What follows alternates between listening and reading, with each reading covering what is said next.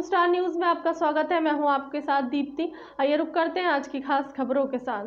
अखिल भारतीय कांग्रेस की राष्ट्रीय महासचिव प्रियंका गांधी ने अपने जारी बयान में कहा, उत्तर प्रदेश से मेरा आह्वान है कि आक्रामक होने के बजाय संवेदनशील होने का वक्त है। यूपी से बेड न मिलने, टेस्ट न होने व रिपोर्ट देर से आने, ऑक्सीजन की कमी जैसी दुखद खबरें सामने आ रही हैं। कृपया अपनी नीति व्यवस्थित और स्पष्ट करिए, स्थिति को काबू में लाइए, इससे पहले कि देर हो जाए।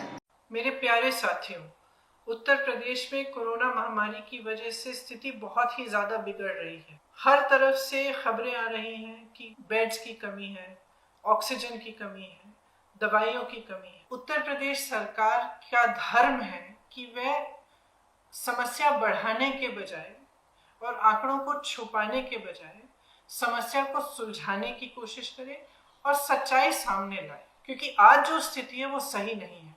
आप सोचिए कि 22 करोड़ लोगों में से सिर्फ 85 लाख लोगों को वैक्सीन लगी है। आपको रेमडेसिविर के एडमिनिस्ट्रेशन से पहले डीएम के पास जाके स्लिप लेने की जरूरत है। बेड्स उपलब्ध नहीं है, ऑक्सीजन उपलब्ध नहीं है। आप सबकी भी जिम्मेदारी बनती है कि सारे नियमों का आप पालन करें।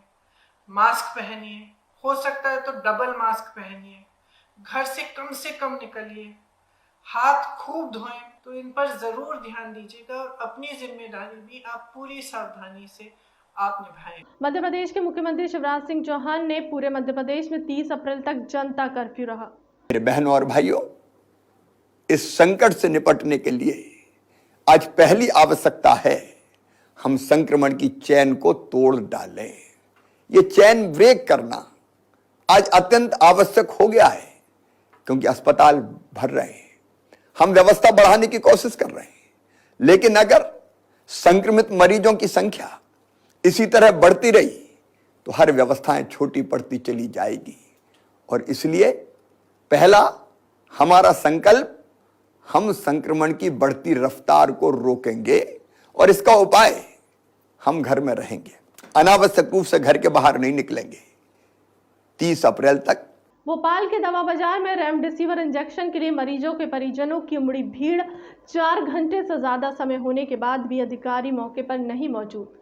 रेमडेसिविर इंजेक्शन के लिए तरस रहे मरीजों के परिजन अस्पताल में मरीज और इंजेक्शन के लिए परिजन हो रहे परेशान। जरूरी दस्तावेज जमा करने के बाद भी नहीं मिल पा रहा है रेमडेसिविर इंजेक्शन। सरकार की सारी व्यवस्थाओं पर उठने लगे हैं सवाल। सरकार बता रही है कि ऑक्सीजन और रेमडेसिविर इंजेक्शन नहीं है, कोई कमी नहीं है, फिर भी मरीज के परिजन को नहीं मिल पा रहा रेमडेसिविर इंजेक्शन और अस्पतालों में ऑक्सीजन की कमी से दम तोड़ रहे हैं मरीज।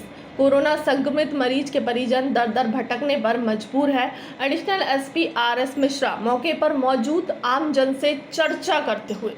भोपाल पिपरिया से भोपाल इलाज कराने आया परिवार हुआ नकली इंजेक्शन के ठगी का शिकार। कोरोना संक्रमित के परिजनों को एक युवक ने 47,000 का नकली इंजेक्शन देकर ठगा। परिजन रेमडेसिविर इंजेक्शन के लिए दिन भर से हो रहे थे परेशान। इस बीच अस्पताल के बाहर देवदूत बनकर मिले युवक ने दिया इंजेक्शन दिलाने का झांसा और ठग लिए 47,000 रुपए।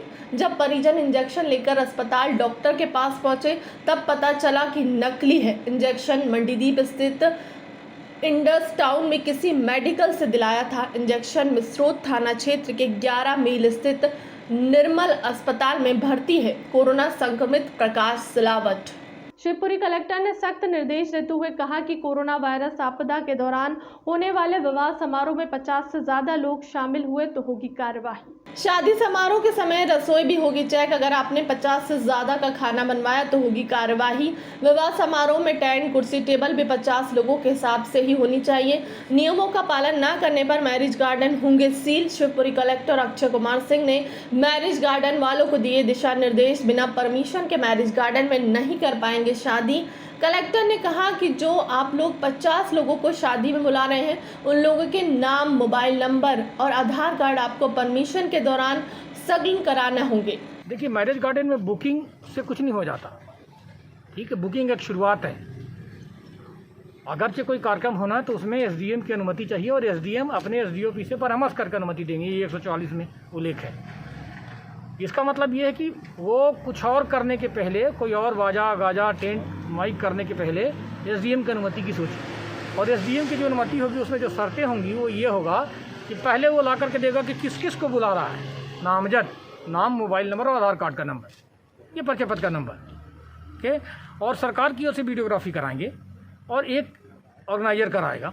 दोनों में कोई प्रॉब्लम आएगी, ठीक है, तो कार्रवाई होगी। 50 यही आदमी रहेंगे तो ही होगी। तो ये बहुत ही ये जो शर्तें हैं इनका पालन बहुत ही ज़रूरी है।